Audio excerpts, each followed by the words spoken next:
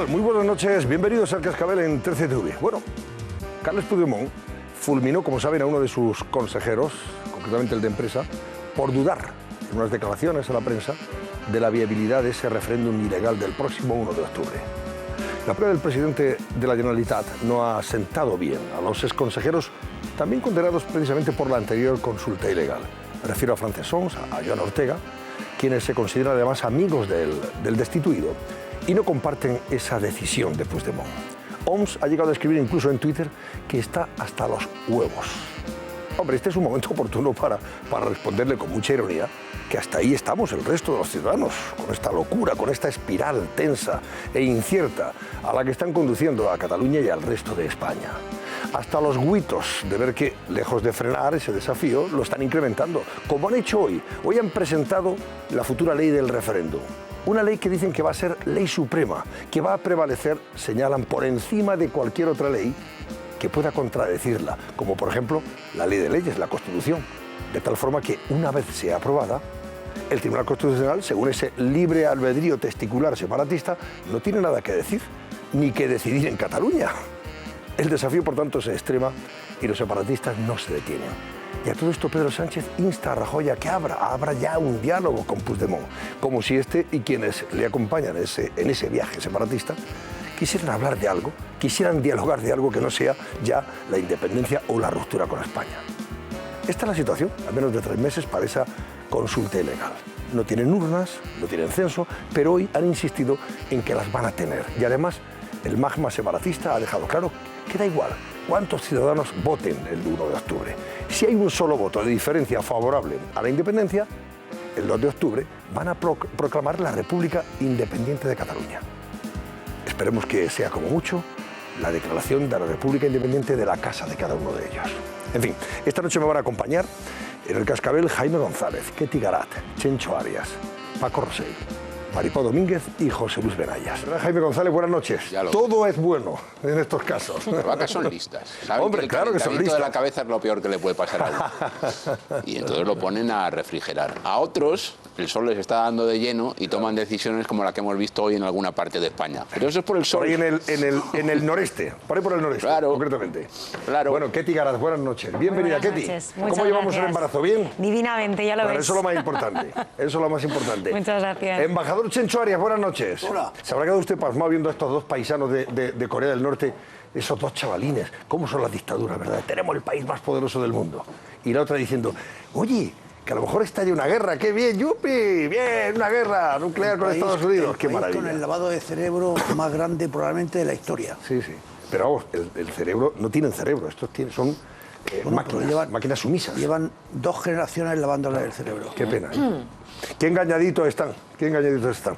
Bueno, buenas noches, Paco Rosell. Muy buenas noches, Paco. Antonio. Muchas gracias. Y también a Maripau Domínguez. Buenas noches, Maripau, y a José Luis Benayas. Buenas noches. Gracias, José Luis. Y tenemos un barómetro que hemos planteado a tenor de una de las noticias del día que hoy vamos a comentar con uno de nuestros invitados, que es Xavier García Albiol, que es el presidente del Partido Popular de Cataluña. Luego nos visitará, a eso de las 11 de la noche.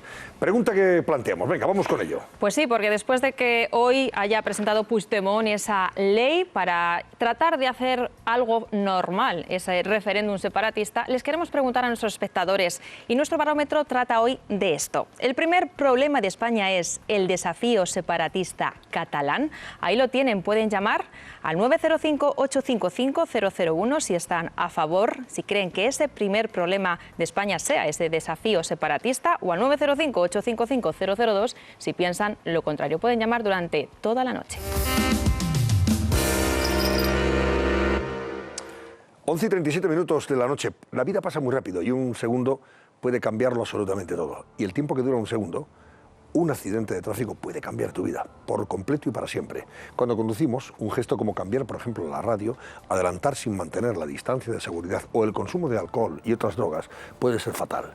Siempre creemos que a nosotros no nos va a pasar, pero lo cierto es que estas decisiones han cambiado la vida de muchas personas, como a los protagonistas que cuentan su testimonio en la última campaña de la Dirección General de Tráfico.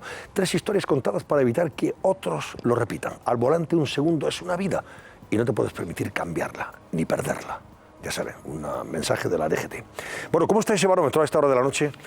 Pues sí, Antonio, Susana, les estamos preguntando a nuestros espectadores si el primer problema de España es el desafío separatista catalán. Y vamos a ver cómo van esos porcentajes. Ahora mismo, ahora que son las 10:38, estamos en directo. Un 58% de la audiencia piensa que sí, que es el principal problema de los españoles, ese referéndum que quiere hacer Puigdemont, frente a un otro porcentaje que es el 42% que opina que no, que tenemos otros problemas principales. Pueden seguir llamando al 905-855-001 si opinan que este es nuestro primer problema, o al 905-855-002 si opinan lo contrario. Juan Fernández es el portavoz de la Asociación Unificada de la Guardia Civil que se personó como acusación popular en el caso contra estos sujetos juzgados por agredir a dos compañeros de la UGC, vamos, de la Guardia Civil, en Alsasua, el 15 de octubre del año 2016, como antes comentábamos. Y Juan Fernández puede comentarnos no solamente la opinión que le merece esos 50 años de cárcel que pide la Fiscalía para cada uno de los 7 agresores y 12 para la chica del grupo, y también, bueno, qué pasó allí en Alsasua, para recordarnos lo que ocurrió. Juan, buenas noches. Hola, muy buenas noches. Me imagino que ustedes estarán satisfechos con esa petición fiscal de momento, ¿no? Sí, si me permitís, por favor, en primer lugar nos gustaría, acabáis de nombrar la campaña de la Dirección General de Tráfico para extremar las precauciones en las carreteras. Los guardias civiles estamos de luto porque en el día de ayer falleció un miembro de la agrupación de tráfico de la Guardia Civil en acto de servicio y duele profundamente ver una persona que viste el mismo uniforme que la vida se le haya arrebatado de esta manera en la carretera mientras ejercía su labor, mientras defendía los derechos y protegía las libertades del resto de los ciudadanos, y que un trágico suceso nos lo haya arrebatado de esta manera. Fue arrollado por un camión, ¿no? Aquí en Madrid concretamente. Sí, así fue a las afueras de Madrid mientras prestaba servicio, y cualquier descuido, por eso, siempre que se vaya al volante, siempre que se esté en carretera, con los 5 sentidos, prestemos mucha atención, porque nuestra vida y la del resto de las personas está en juego.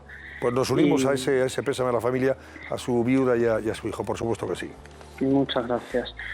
Y bueno, regresando un poquito al tema de Alsasua, ¿estamos satisfechos? Claro que sí, queremos que el Estado de Derecho actúe con toda contundencia, y para nosotros no hay ningún género de dudas que tiene que ser juzgado por delitos de terrorismo, así la justicia ya se ha pronunciado, y es que lo es que es algo tan sencillo como que a ellos se les propinó una paliza, que hoy podemos decir paliza, pero ese día y esa noche ellos vieron atentada su vida. No sabían las consecuencias que esa paliza iba a tener. Podían haber muerto aquella noche, ¿por qué? Por ser guardias civiles, y eso es lo que hay que poner de manifiesto. Esa agresión se produce en el ámbito bajo la profesión que ellos ejercen, que es la de ser guardia civil. Por eso ha de ser terrorismo, porque un grupo de personas, salvajes, de individuos que no respetan el Estado de Derecho ni la democracia, se pusieron de acuerdo para atacar a los guardias civiles aquella noche. Y además fue un ataque inopinado, o sea, no hubo, en fin, absolutamente nada, no medió ni un diálogo, ni un gesto. Descubrieron que eran guardias civiles, que estaban tomando una copa con sus parejas y les agredieron salvajemente. Sí, eso es lo que se ha dictaminado de la investigación, que no fue como algunos han intentado transmitir, que fue una pelea de bar, que fue una trifulca de madrugada. No confundamos los términos. Son reconocidos como miembros de la Guardia Civil y se envían SMS, se envían WhatsApp, se ponen de acuerdo vía telefónica quienes pertenecen a este movimiento para propinar esa paliza. Por eso es un delito de terrorismo en un concurso ideal con otro tipo de delitos, y por eso es la pena a la que se están enfrentando y que tienen que atenerse a las consecuencias, como es lógico. Juan, ¿usted estuvo en el Congreso, invitado por Podemos en nombre de la Asociación Unificada de la Guardia Civil? Sí, estuvimos allí aquel día, sí. ¿Ustedes no aprovecharon la ocasión para, en fin, criticar y reprobar a Podemos por haber tildado de víctimas a las familias de estos sujetos que agredieron a sus compañeros de esa forma tan cobarde? Siempre lo hemos hecho. Desde que se produjo ese tipo de acto donde se recibe a las víctimas, nosotros lo tildamos como un acto reprochable y que no tiene cabida. Para nosotros eso no está dentro de lo que se espera, como decíamos anteriormente, del Estado de Derecho y del respeto de las instituciones al mismo. Pero a ustedes ese día, aquel día acudimos, invitados por Podemos, pero era otro ámbito. Nosotros acudimos para manifestar las carencias que sufren los guardias civiles como trabajadores dentro de la institución de la Guardia Civil por una carencia de derechos y unas condiciones laborales que no soporta ningún otro cuerpo policial ni ningún otro ciudadano de España, algo que a nosotros nos relega como ciudadanos de segunda, porque se nos están no limitando, se nos están erradicando derechos fundamentales que están disfrutando el resto de la ciudadanía. Y eso es lo que aquel día en el Congreso nosotros pusimos de manifiesto. Pero a ustedes les dolería muchísimo, ¿no?, que estos señores que a ustedes les invitaron para exponer esas reivindicaciones, que me parecen justas, legítimas, no sé, compararan a sus compañeros agredidos con los verdugos, hasta el extremo de tildarles también de víctimas. A mí me parece un insulto tremendo. Sí, es reprochable, pero tampoco podemos olvidar que nosotros tenemos una neutralidad política. Y nos guste más o nos guste menos, bueno, pues es un partido político que está en las instituciones y que tiene una representación en el Congreso de los Diputados, porque así lo han elegido los ciudadanos, los españoles, así lo han decidido. Y a nosotros, siempre que nos nombren, siempre que nos llamen para acudir, tendremos que ir, sea al Partido Popular, o sea Podemos, o sea Izquierda Unida, o sea el Partido Socialista, o sea Ciudadanos. Nosotros somos apolíticos, tenemos que tener neutralidad política, es más, defendemos que así debe de ser, y lo que hicimos fue acudir aquel día al llamamiento como cabe esperar, ¿no? Bueno, pues lo dejamos ahí. Juan Fernández, portavoz de la Asociación Unificada de la Guardia Civil. Y vamos a ver en qué queda el juicio, ¿eh? Una vez ya te conocemos la petición fiscal, ahora tendrá que pronunciarse el tribunal. Sí, estamos muy atentos al juicio oral, vamos a estar allí. Por cierto, somos la única asociación dentro de la Guardia Civil que se ha personado, no en este. Llevamos 15 años personándonos en todos los delitos de terrorismo y ahí estaremos. Ese día muy expectante a ver las manifestaciones. Gracias, Juan Fernández. Muy bien, un saludo. Buenas noches. Bueno, sobre esto de Alsasua, ¿alguna cosa más quieres decir? Venga, rápidamente, Benayas o Ketty. Venga. Venga, Ketty, dale. Sí, bueno, yo la verdad es que me parece importante bucear también un poco en los datos, porque cuando hablamos, a mí me interesaba el punto de vista que aportaba Jaime sobre, bueno, lo que se puede decir coloquialmente si ha merecido o no ha merecido la pena a los terroristas emprender estas campañas de hostigamiento y esta masacre en España. Al cabo de los años, ¿no? Es interesantísimo fijarnos desde el año 77 al año actual cuál ha sido la evolución precisamente en Alsasua de voto, las preferencias de voto de los ciudadanos de esa localidad. En el año 77, en las primeras elecciones democráticas, votó al PSOE, primera fuerza política, el 48% de los ciudadanos de Alsasua. En las últimas elecciones municipales, 2015, votaron el 36% a Geroa Bai y el 21% a Bildu. Yo no sé si ha merecido la pena o no, me parece una declaración desde luego muy contundente. Lo que sí sé es que las campañas de hostigamiento al final han perseguido, desde el año 77 hasta nuestros días, hasta el año 2017, han perseguido un objetivo fundamental que es la limpieza ideológica del territorio. Y esa limpieza ideológica del territorio se ha producido en todo el País Vasco, no hay más que ver los datos, pero también se ha producido una limpieza ideológica a nivel nacional. O sea, yo no en evolución de voto, pero escuchaba una de las declaraciones de uno de los oyentes, de los telespectadores con la que hemos abierto este programa, ese que decía las víctimas del terrorismo ya no salen en los medios de comunicación, no tienen visibilidad, y es real. Han conseguido introducirnos en la trampa y esto vale mucho, el que en un medio de comunicación, en prime time, se esté hablando de las víctimas del terrorismo. Somos muy pocos medios todavía los que les damos voz a las víctimas del terrorismo y eso desde luego es para colgar medallas a los responsables, pero en cualquiera de los casos lo más interesante es que precisamente quienes piden reabrir las heridas del franquismo y de la guerra civil son los que están pidiendo olvido a la etapa que no deberíamos olvidar nunca, que es la de la memoria, la dignidad y la justicia de las víctimas. Sí, yo de acuerdo con todo lo que ha dicho Ketty, porque además me parece que ha dado unos datos de votación en Alsasua que me parecen letales, pero quiero expresar mi derecho a que me dé repulsa lo que sucedió en esta localidad con estos dos guardias civiles que además estaban en su tiempo libre. Leer el escrito del fiscal pone los pelos de punta. Pero también quiero poner sobre la mesa la barbaridad que me parece que les imponga el fiscal o les pida una petición de cárcel de 50 años. Yo no lo digo sobre todo por el criterio del fiscal, que puede ser ajustado a ley perfectamente, sino que a lo mejor sí que convendría pensar en qué tipo de leyes tenemos ahora mismo. Lo digo porque esta condena puede acabar en el Tribunal Supremo y el Tribunal Supremo puede acabar pegando un revolcón a la Audiencia Nacional, como ya sucedió con Jarray, con Jaica y con Segui. Simplemente quería decir esto. Bueno, y yo por rematar vuelvo al principio, a lo que comentaba Paco cuando hemos empezado este tema. Yo creo que lo más importante de la petición y del escrito de la Fiscalía es que evidencie el hecho de que, a pesar de que ETA haya dejado de matar, no ha significado que ETA no exista. Porque cuando habla la Fiscalía de una campaña de ETA para echar a las fuerzas de seguridad, o sea, yo creo que son palabras muy mayores. O sea, está hablando de una actividad de ETA, porque para realizar una campaña contra algo, en este caso contra las fuerzas de seguridad, significa que están activos, porque si no la campaña la estaría haciendo otra organización. Pero dice el fiscal que esa campaña es de ETA, por tanto, ETA sigue activo y debemos tenerlo claro. Y yo creo que además desde una autoridad como es el Ministerio Público, que se diga eso y que lo evidencie, pues tiene su relevancia. A mí me parece lo sustancial porque hemos vivido recientemente en un ayuntamiento vasco cómo se teatralizaba una parodia en la cual los que entregaban las armas era la Guardia Civil, alguien vestido como Guardia Civil.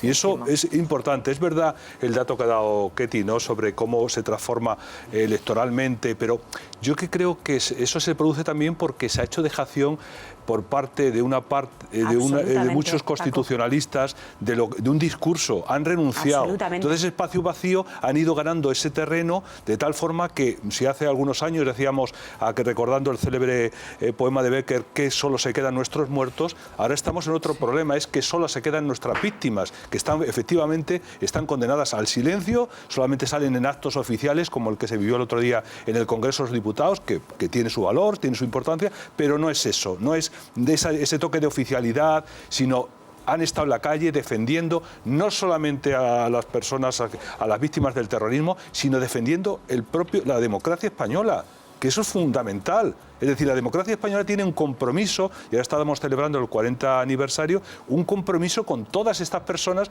que han muerto por representar, por defender el Estado de Derecho, por defender la democracia frente a ETA y frente a otras formas de terrorismo, ¿no? Sí, Chencho, que vamos a hablar de otro aniversario.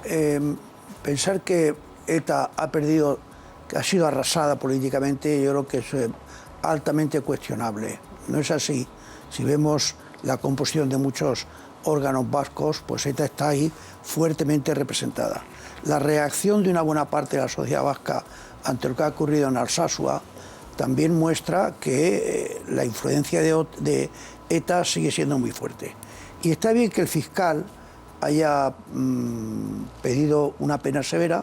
Quizá a los 50 años al final no va a ser muy defendible, pero sería muy triste que se fueran de rositas. Sería muy triste que un grupo, a la orden o no de ETA, probablemente a la orden de ETA, que ha planeado atacar a unos guardias civiles por el mero hecho de ser guardias civiles, sería muy triste que se fueran con una pena simbólica. Esto es un acto organizado en que han humillado, pateado y lesionado a guardias civiles estrictamente por el hecho de ser guardias civiles, porque no se están admitiendo con nadie. Que se fueran, aunque fuera semi de rositas, sería de bochorno. Bueno, ayer hablábamos del 20 aniversario del secuestro de José Antonio Ortega Lara con el guardia civil que liberó a José Antonio Ortega Lara, el primero que bajó a ese zulo y se enfrentó cara a cara con él para decirle que, en fin, era la Guardia Civil y no ETA quien se había bajado a esa tumba, y el propio José Antonio Ortega Lara le decía mátame, porque pensaba que era otro terrorista más que había bajado allí a ese zulo y estaba harto ya, ¿no?, de esa tortura a la que le estaban sometiendo. Le dijo mátame, acabad ya conmigo de una puñetera vez o algo así, ¿no? Y hoy vamos a hablar de otro aniversario, también 20 aniversario, en este caso del asesinato. Se cumple el día 12 de julio. 20 años del asesinato del joven concejal de Ermua, Miguel Ángel Blanco Garrido. Fue secuestrado primero y después ejecutado, concretamente 48 horas después de aquel secuestro, por sus verdugos a unos kilómetros de Lasarte, en Guipúzcoa, cerca de San Sebastián. Su asesinato conmocionó a toda España. España entera salió a la calle contra la banda asesina ETA. Originó un movimiento, además, el denominado Espíritu de Ermua, que sin duda ayudó de una forma contundente y socialmente a combatir los crímenes de la banda terrorista. Vean este reportaje de Paz Llamas y ahora hablamos con la persona que acaba de publicar un libro, coincidiendo con este 20 aniversario, nuestro compañero el periodista Miguel Ángel Mellado, sobre Miguel Ángel Blanco.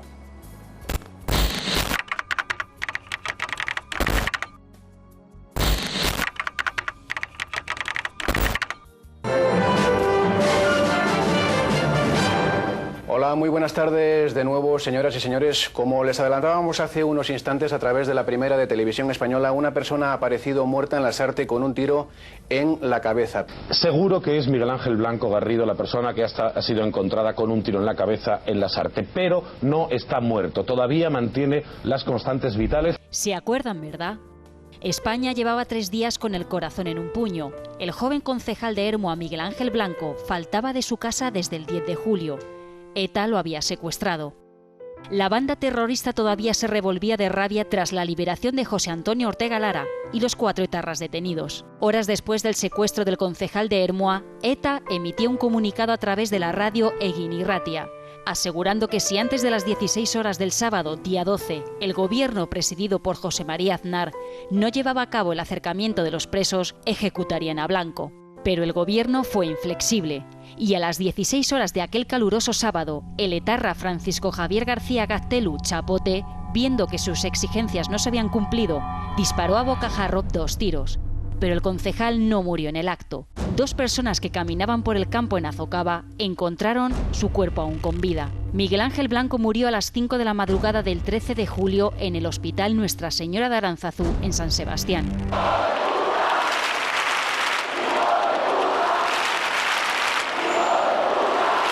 El sentimiento de repulsa de la ciudadanía hacia ETA inundó las calles de España con movilizaciones en contra de la banda terrorista. Tras su muerte se acuñó el término el espíritu de Ermua y se creó el 18 de diciembre de 1997 la Fundación Miguel Ángel Blanco. 9 años después se juzgó a los responsables de la muerte del concejal. Los etarras Chapote y Amaya fueron condenados a 50 años de prisión por el secuestro y asesinato de Miguel Ángel Blanco. El tercer etarra, Mújica, se suicidó 2 años después del cruel asesinato. Y aquí está Miguel Ángel Mellado para hablarnos de Miguel Ángel Blanco, el hijo de todos. Vida y asesinato del mártir que venció a ETA. Libro que acaba de publicar en la Esfera de los Libros. Buenas noches, Miguel Ángel. Buenas noches, ¿Qué te ha llevado a titularlo como el hijo de todos? El hijo de todos es una expresión de la madre de Miguel Ángel que pronuncia el día 14 en el cementerio de Erma cuando van a enterrar a Miguel Ángel. Todos se lamentan, le dan las condolencias a Chelo, a la madre de Miguel Ángel, y entonces es ella cuando dice no me deis a mí el pésame porque realmente Miguel Ángel ha acabado siendo, como me habéis demostrado, como me ha demostrado el pueblo español, el hijo de todos. Yo creo que no había mejor manera de sintetizar lo que supusieron aquellos días terribles, de máxima tensión y de conmoción nacional que se produjo, que de esa manera, porque Miguel Ángel, durante las 48 horas en que estuvo secuestrado, realmente entró en el hospital ya en muerte cerebral, ¿no? Lo último que faltó fue desconectarlo, le seguía latiendo el corazón, pero realmente sus constantes cerebrales estaban ya en situación plana prácticamente a las 3 horas de entrar en el hospital. El hijo de todos realmente es para mí la expresión que mejor sintetizaba todo lo que pasó en aquellos días. Sí, porque es un sentimiento compartido de toda España, de todos los españoles, que evidentemente nos solidarizamos, ¿no?, con la familia de Miguel Ángel Blanco, con sus padres, con su hermana, con su novia. Y 20 años después todavía emociona ver esas imágenes, ¿verdad?, de cómo salió la gente a la calle. Creo que fue la primera vez que España entera se movilizaba de una forma tan contundente en contra de estos asesinos, en contra de ETA y a favor de las víctimas, ¿no?, y en este caso de Miguel Ángel.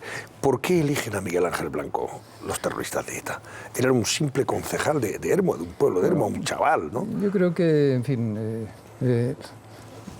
La explicación sería muy larga, pero por sintetizarlo, yo creo que hay dos elementos, o un elemento fundamental, ETA y el mundo de ETA, en el año 1994, deciden lo que ellos llaman socializar el miedo. Antes o después, la decisión era secuestrar a un concejal del PP y asesinarlo. Realmente le tocó a Miguel Ángel Blanco seguramente porque era un objetivo fácil.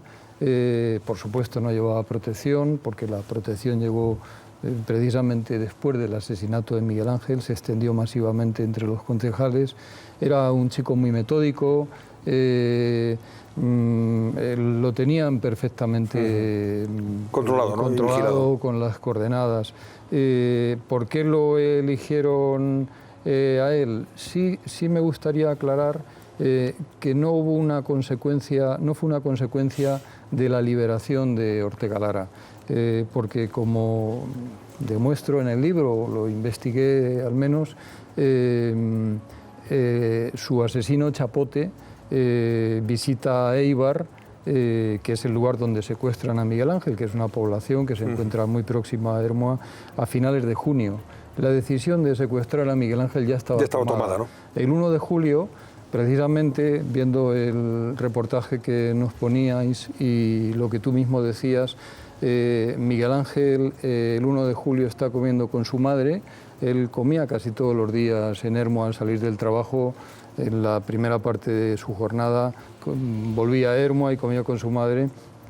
Entonces, cuando vio ese esqueleto andante que era Ortega Lara al salir del zulo donde lo tuvieron encerrado, peor que si hubiera sido la peor de las bestias, Miguel Ángel dijo una cosa, dijo, madre o mamá, yo prefiero que me maten antes a estar 532 días secuestrados como estuvo Ortega Lara. Él no se podía imaginar que 9 días después iba a ser secuestrado por ETA.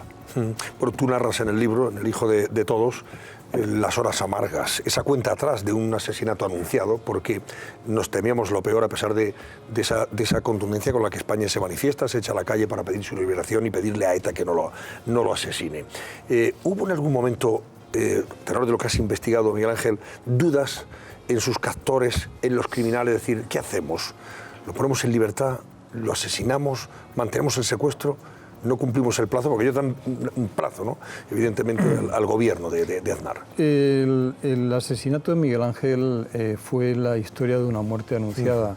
Ni el gobierno podía trasladar cerca de 450 presos de ETA que había en aquel momento. ¿Qué es lo que pedía, además, ETA a cambio de la vida de Miguel Ángel? Ni debía, ni quería, ni ETA secuestró a Miguel Ángel para aproximar a los presos. Lo secuestró para socializar el miedo, para extender el miedo y para dar un escarmiento, es decir, para hacer daño. En ningún momento hubo la menor posibilidad, hasta donde yo sé, de la liberación de Miguel Ángel, y desde luego los secuestradores, Chapote es uno de los grandes asesinos de ETA. Que está en prisión todavía, vamos a recordarlo. Sí, está en prisión, está en Huelva junto con su compañera y madre de sus 2 hijos, que han tenido durante todo el proceso carcelario. En ningún momento Chapote se le pasó por la cabeza liberar a Miguel Ángel, entre otras razones porque Chapote, que era un etarra muy obediente y estaba haciendo méritos, de hecho, a continuación, unos años después, fue el jefe de los comandos de ETA, obedecía al que era el jefe de los comandos en aquel momento, que es Cantauri, que afortunadamente también está en la cárcel. Cantauri, durante el año 97, escribe 2 cartas a todos sus gudaris asesinos, diciéndoles: tenéis que secuestrar a un concejal del PP, pediremos la aproximación de los presos y si se resiste, un tiro arriba y a por otro. Pero la convicción es que no había ninguna posibilidad de liberar, ni querían liberar a Miguel Ángel. Ni la presión pudo con eso, ¿no? Vamos a hacer una... Perdóname, Jaime. Dime, sí, y ahora hacemos una pausa enseguida y luego continuamos hablando con Miguel Ángel Mellado. Es verdad que la orden era asesinar previo secuestro, pero el objetivo era asesinar, es decir, que no había ninguna posibilidad de llegar a ninguna transacción con el Estado, con el gobierno. Pero la pregunta que te quería hacer es, ¿tú crees que valoró desde el punto de vista de la estrategia criminal de ETA lo que hizo? Porque al final, efectivamente, consiguieron desgraciadamente su objetivo, matar, asesinar a Miguel Ángel, pero a lo mejor le salió mal la jugada. No, le salió fatal la jugada. Ellos realmente, aparte de extender el miedo, lo que querían era tener más notoriedad internacional. Chencho recordará que en los días previos al secuestro de Miguel Ángel se celebró en España una cumbre de la OTAN, porque hubo una ampliación de los países miembros de la OTAN. Ellos lo que iban buscando era notoriedad, pero claro, demostraron cuando Clinton salió de España, al día siguiente lo que leyó es que habían secuestrado a un concejal de ETA, del PP para matarlo. Lo mismo Tony Blair, lo mismo Chirac. La jugada le salió fatal, o sea, realmente le salió mal internacionalmente y le salió mal en España, porque precisamente el título El hijo de todos, todos sentimos que lo que le pasó a Miguel Ángel le podía haber pasado a nuestro hermano, a nuestro mejor amigo, a nuestro tío, y eso sí que tuvo un efecto galvanizador sobre la sociedad. Yo en el libro cuento que Miguel Ángel es un revolucionario a pesar de él no quería ser revolucionario, era un chico de 29 años que tenía pues todas las ilusiones que cualquiera tiene a los 29 años, era un estupendo hijo, estaba enamoradísimo de su novia, Marimar, que también se llama igual que Marimar. Él lo que quería era vivir, pero con su muerte produce una revolución, y es la revolución del cambio de la perspectiva del terrorismo de ETA. La sociedad se da cuenta hasta el último gramo de cada uno de nosotros hasta qué punto eran capaces de hacer daño estos personajes. Por eso yo hablo de que es un revolucionario en la manera de entender el terrorismo, igual que había habido otros revolucionarios en la pintura, Masaccio, yo hablo de Masaccio, a finales del siglo XV. Miguel Ángel cambió la manera, hubo un antes y un después. ETA se metió un disparo en el centro de la sien. Bueno, pues ahora seguimos comentando con Miguel Ángel Mellado ese momento sustancial, que es cuando deciden asesinar a Miguel Ángel Blanco, cuando el plazo vence y estos asesinos, estos criminales, le descerrajan 2 tiros en la cabeza, pero además no sé si lo hacen de una forma más cruel incluso, al elegir una munición, un calibre, bueno sí, una munición, su calibre, que no le mataba del todo, sino que le dejaba todavía con un hilo de vida, ¿no? Con lo cual prolongaba la agonía del pobre Miguel Ángel. Ahora hablamos de eso enseguida también con Miguel Ángel Mellado. Vamos con una pausa, venga. Bueno, son las 11:14 de la noche. Seguimos en el Cascabel y seguimos hablando con Miguel Ángel Mellado a propósito de este interesante libro, esta crónica que ha publicado con el título El hijo de todos, vida y asesinato del mártir que venció a ETA. Ahora que se cumplen, Miguel Ángel Blanco Garrido, ahora que se cumplen 20 años de su cruel asesinato, secuestro y posterior asesinato. Hablábamos antes, Miguel Ángel, sobre la forma terrible que ETA, cuando decide asesinarle, ejecutarle, que además lo hace. Veo además que has publicado, entre otras fotos, hay muchas fotos, lógicamente, de esos días previos y posteriores al asesinato, secuestro y asesinato, las balas que utiliza Chapote para ejecutar a Miguel Ángel Blanco, de un calibre pequeño. ¿Eso también lo hacen para conseguir que no muera al instante? Bueno, yo esa información no la he podido comprobar. Pero vamos, ¿sí has hablado con el forense? ¿Y te ha dado una lectura? ¿Te ha hecho una lectura técnica? Sí, hablé con el forense, Luis Miguel Querejeta, que es un personaje excepcional. Realmente él hizo la autopsia a buena parte de todas las víctimas del Comando Donosti, que fueron decenas y decenas. Luis me contaba cómo de todas las autopsias que había hecho hasta ese momento, que eran entre 4.000 y 5.000 autopsias, que no estamos hablando de 10 ni de 20, realmente la autopsia de Miguel Ángel Blanco es la que a él le había marcado más, porque la vivió de una manera intensísima, ¿no? Y me explicaba cómo murió Miguel Ángel según las huellas que habían dejado la violencia de sus asesinos, ¿no?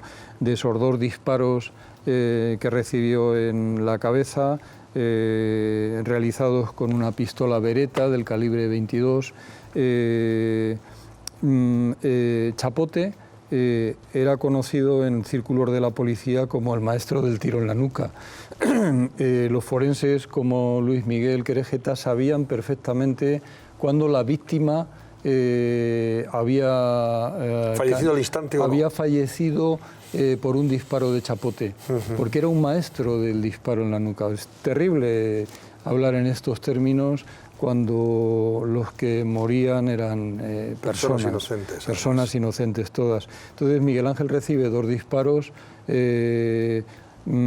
probablemente es la única vez que él dispara 2 veces, Chapote, porque siempre que disparaba cerca y en el centro de la nuca, en la cabeza. ¿Por qué recibe 2 balazos Miguel Ángel? Seguramente porque en la primera bala él se mueve. Miguel Ángel además era un chico muy nervioso, con muchos tics, y el primer disparo le da detrás de la oreja, en el hueso mastoideo.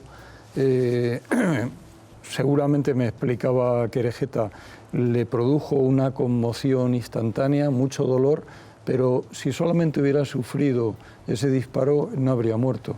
Claro. Murió por el segundo balazo que le incrustó justo en la zona occipital, detrás de la nuca. De ahí las 2 fotos, bueno, no sé si son un documento necesario de mostrar, pero bueno, le extrajeron 2 balas, pese a que al principio dijeron que había sido un solo disparo y que solamente habían encontrado, aunque había habido luego, se comprobó 2 disparos, un proyectil. Los 2 proyectiles...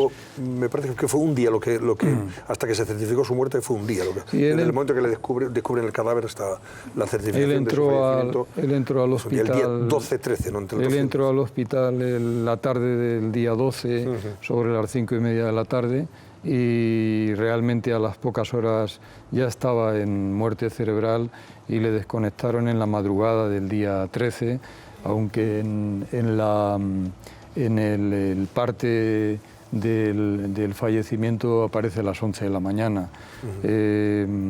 Bueno, no tenía ninguna posibilidad de sobrevivir porque el disparo le destrozó la cabeza por dentro. Cuentas también las horas previas, algunos detalles interesantes y anecdóticos de las horas previas a su secuestro, cuando él estaba muy ilusionado por algo que iba a materializar, ¿no?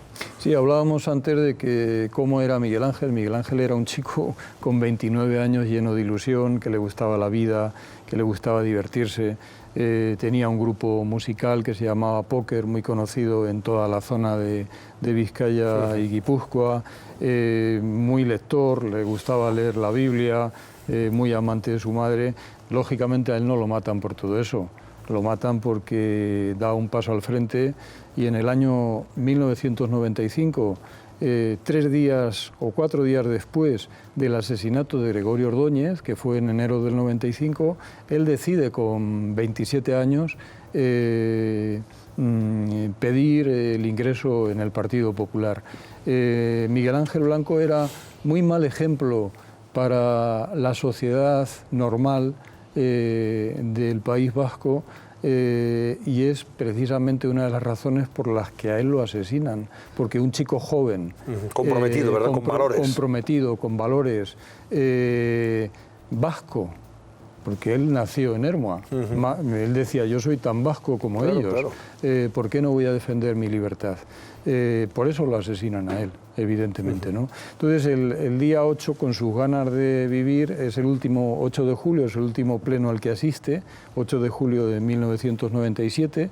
Él había ingresado como concejal, el primer pleno fue el 5 de julio del 95, y a su compañera de partido, digamos que era la jefe del grupo municipal, Ana Crespo, que lógicamente también tuvo que huir del País Vasco y ha acabado viviendo en Santiago de Compostela, le dice, tengo una gran noticia que darte y estoy muy ilusionado. Eso es el día 8, en el último pleno municipal al que él puede asistir. Ella piensa que le va a decir que se ha comprado un piso, porque que se va a casar, ¿verdad? Porque era famoso, eran famosos los besos que se daba con su novia por Ermua, según me contaban, porque era un chico muy divertido y muy expresivo y muy sentimental. Y le dice, no, que me he comprado un coche, un Renault Coupé, y mañana voy a dar el adelanto. Esas 100.000 pesetas que dio adelanto supusieron ganarle un día más a la vida en libertad, porque Chapote, Amaya y Oker, los tres asesinos de ETA, tenían pensado secuestrarlo el día 9 de julio en la estación de Eibar, pero el 9 de julio él no se presenta, come con su madre, hace una sobremesa más larga de lo habitual, le dice a su madre, a Chelo, mamá o amá, no te preocupes, que no me voy a volver a presentar a las próximas elecciones el día 9. Sí.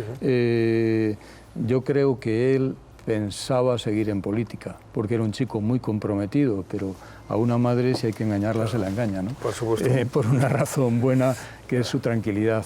El día 9 los asesinos le están esperando en Eibar, no se presenta, y entonces esperan al día 10, a la misma hora, a las 3:30 de la tarde, que es cuando lo secuestran y desaparece.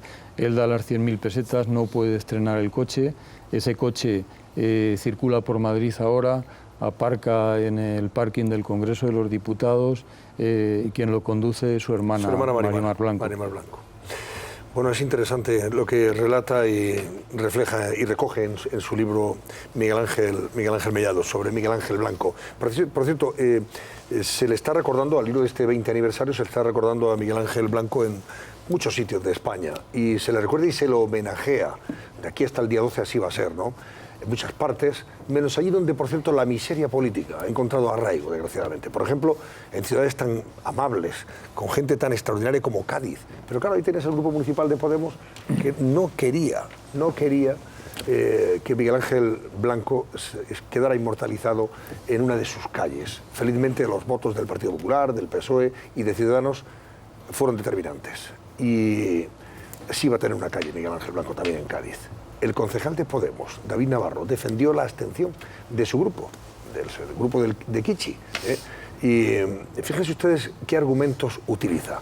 Porque estos señores dicen, no, tiene que haber calles a nombre de víctimas del terrorismo, en abstracto, no personal, no personificados, o sea, no nominativos, ¿no?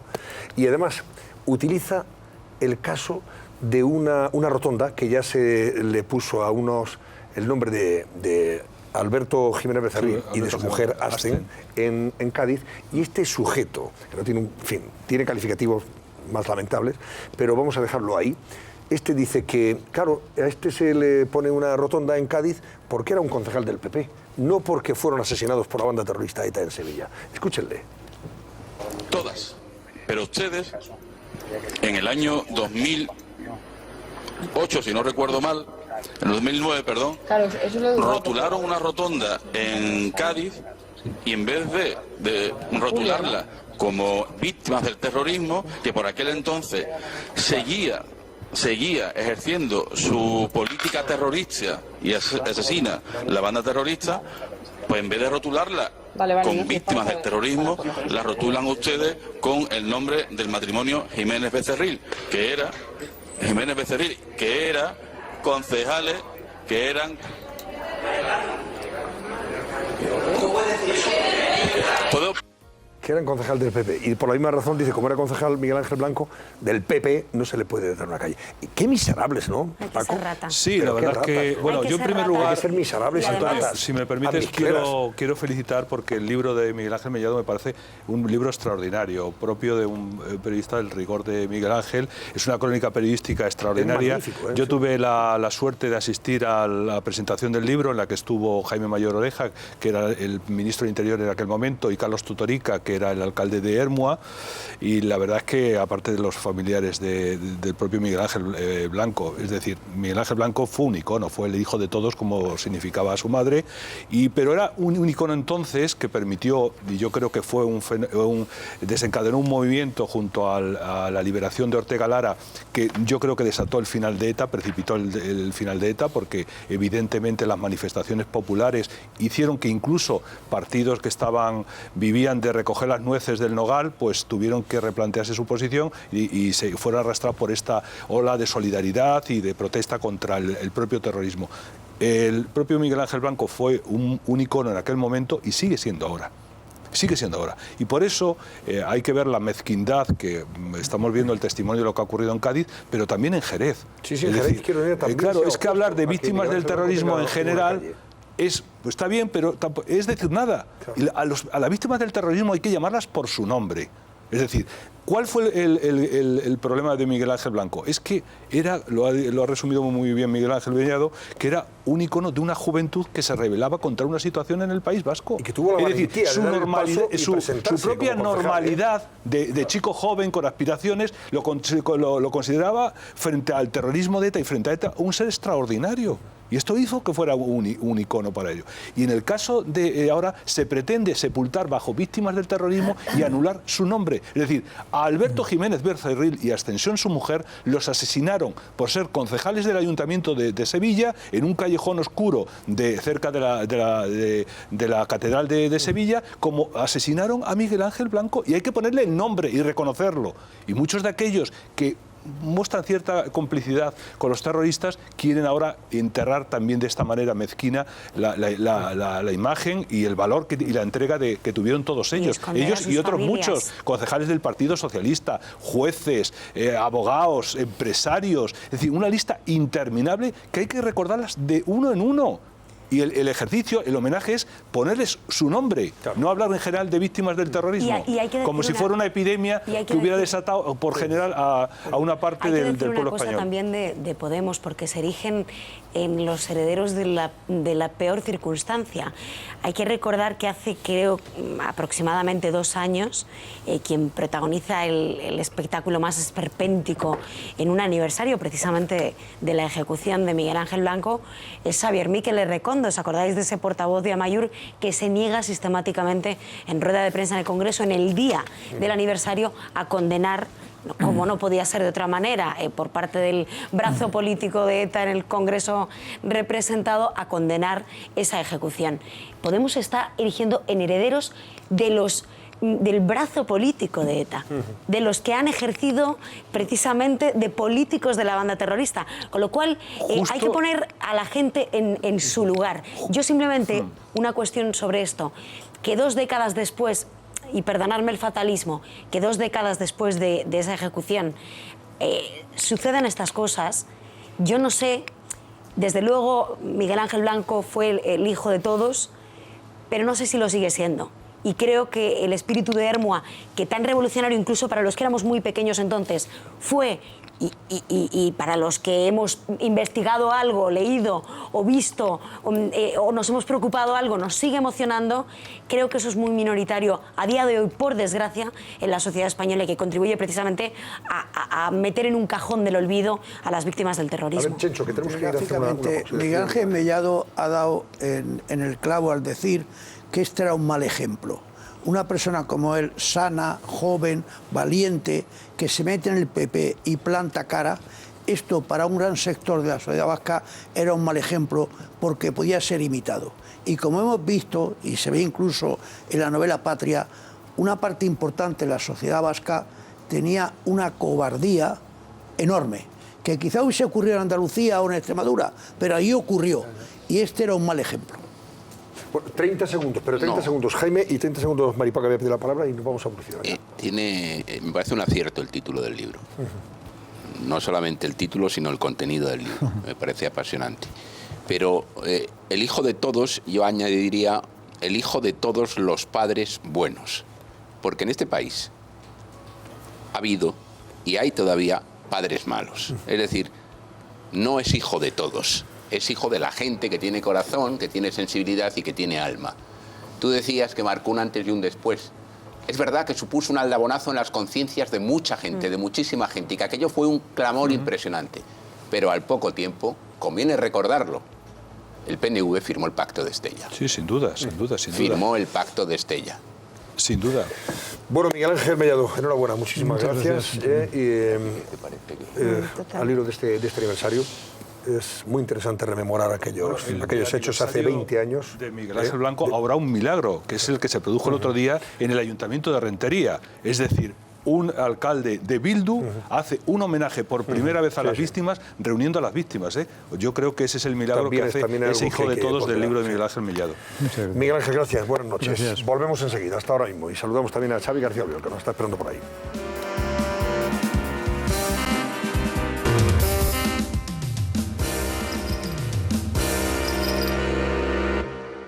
Son las 12 menos 22 minutos de la noche. Ahora hay un momento para que Susana Ollero nos diga cómo está votando ese barómetro. A ver qué dicen nuestros espectadores. Preguntando a nuestros espectadores si el primer problema de España es el separatismo catalán, y ahí están los porcentajes. Un 64% opina que sí, que es un problema para todos los españoles, el primero de ellos, frente a un 36% que opina que no. Pueden seguir votando al 905-855-001 si piensan afirmativamente que es el primer problema para los españoles, y si piensan lo contrario, acabado en 002. Y comentarios, ¿qué opiniones se está recibiendo, Susana? Twitter está que arde, hay muchísima interacción, muchísimos espectadores opinando en las redes sociales, y hemos seleccionado algunos de ellos. Por ejemplo, nos cuentan que el primer problema de España es que mi país sea una gran potencia económicamente mundial y que los españoles tengan trabajo.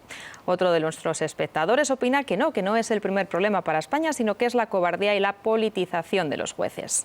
Y uno más, aparte del problema del crecimiento, del populismo de izquierdas, opinan que sí es el primer problema. ¿Qué es el primer problema? Bueno, hemos invitado a Xavi García Albiol, que es el presidente del Partido Popular en Cataluña, para conocer su opinión sobre lo que ha pasado en estas últimas horas. Yo no sé si es muy gordo, si es más de lo mismo, si es pasión de catalanes que ya nos tiene.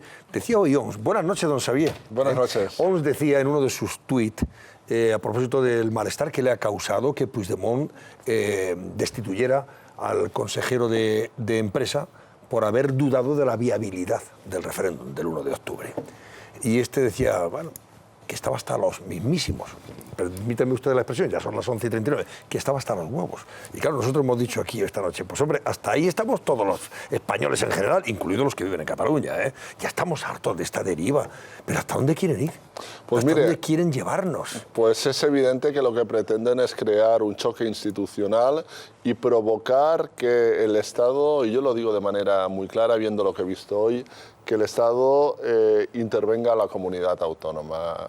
Ellos son conscientes... O sea, ¿están buscando eso? Sí, sí. ¿Que ya el Estado intervenga? Yo estoy totalmente convencido. Ellos necesitan presentarse ante sus seguidores, ante su parroquia, como unos mártires, porque saben que desde un punto de vista político muchos de ellos están amortizados, y lo que están buscando es tensar la situación al máximo para que el gobierno, el Estado, las instituciones de derecho pues acaben interviniendo de alguna manera, para que de esta manera poderse presentar ante los suyos como víctimas. ¿Y usted cree, señor García Albiol, que al final el Estado va a tener que intervenir la autonomía catalana a la vista de cómo se está poniendo esto? Hoy han anunciado, lo comentábamos también al comienzo del programa, esa ley del referéndum que se va a redactar en los próximos días, ley que consideran que es ley suprema por encima de cualquier otra ley, incluida la Constitución, y por tanto cualquier ley que intente desacreditar la ley suprema del referéndum catalán está por debajo y no, en fin, no tiene ningún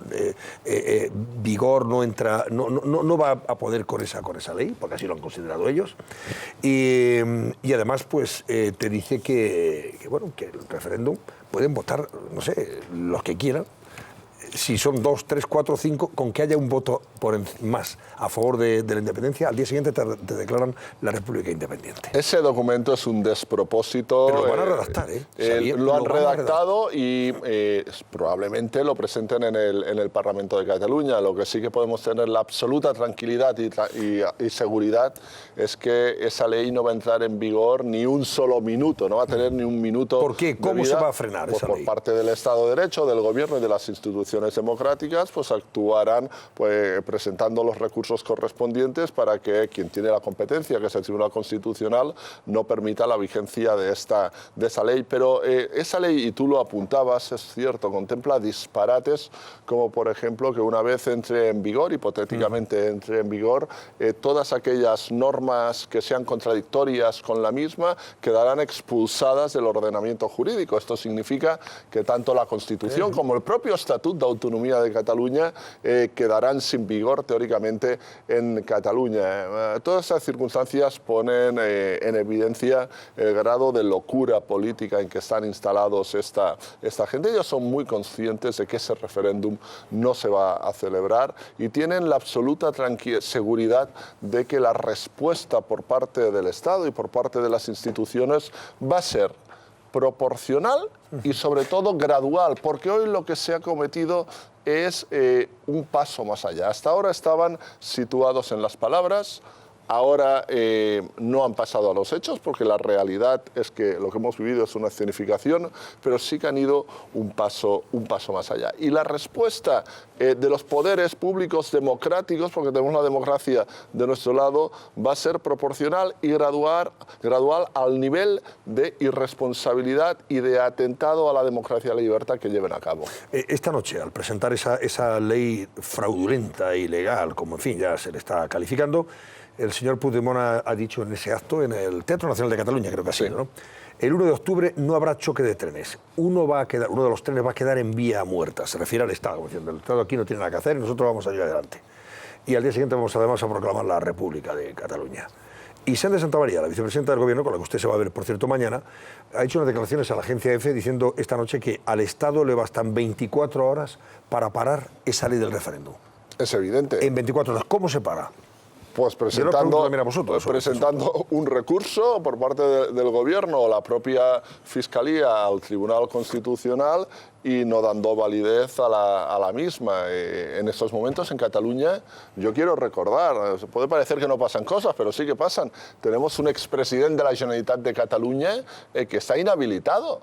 Tenemos una ex vicepresidenta que están inhabilitados, por tanto, los hechos de desacatamiento tienen consecuencias. Lo que hoy hemos vivido, lo que estamos viviendo a lo largo de los últimos meses, especialmente con una cierta intensidad y últimas semanas, pero que tiene la culminación en los acontecimientos que han ocurrido hoy, es el anuncio de un golpe de Estado en diferido, sin armas, pero un golpe pretende es tensar la situación, como he dicho, desde un punto de vista institucional, buscando la intervención por parte del Estado sobre la autonomía catalana y también empiezo a pensar, hace un año no lo hubiera pensado, no lo hubiera creído, pero ahora empiezo a pensar que lo que están buscando también es que haya un conflicto social en la calle. O sea, que haya un enfrentamiento. Sí. Y violencia. Yo creo, no sé si violencia, pero enfrentamiento en la calle, porque al final los políticos pueden tener o no capacidad de sentarse en una mesa. Es evidente que Puigdemont no la tiene, ni Junqueras tampoco, pero los políticos hemos de tener la capacidad de sentarnos en una mesa. Pero cuando estás lanzando a una parte de la población que no es mayoritaria, pero que tiene un número de ciudadanos importante, pero que no es mayoritaria, estás lanzando en contra de una idea, los estás lanzando en contra de la convivencia y del libre pensamiento en Cataluña. Los políticos pueden frenar, pero ahí hay una serie de miles de personas que no los van a frenar en 24 horas. Y ahí es donde se puede generar, a través de la frustración de que no se celebre, como no se va a celebrar ese referéndum para separar Cataluña del resto de España, que puedan producirse conflictos sociales en la calle. Y si eso acaba produciéndose, que deseo y espero que no ocurra, solo va a tener un responsable, que son los señores Junqueras, Puigdemont y todos aquellos que están incendiando políticamente Cataluña.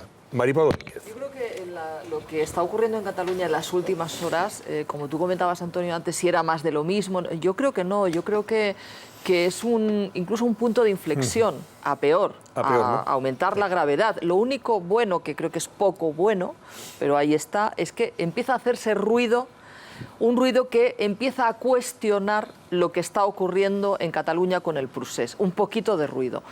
¿Por qué me parece que es tan grave? Porque, para empezar, la destitución del conseller Baiget, hay que aclarar un matiz muy importante. No es porque haya cuestionado el referéndum, y muchísimo menos la independencia, ni el procés.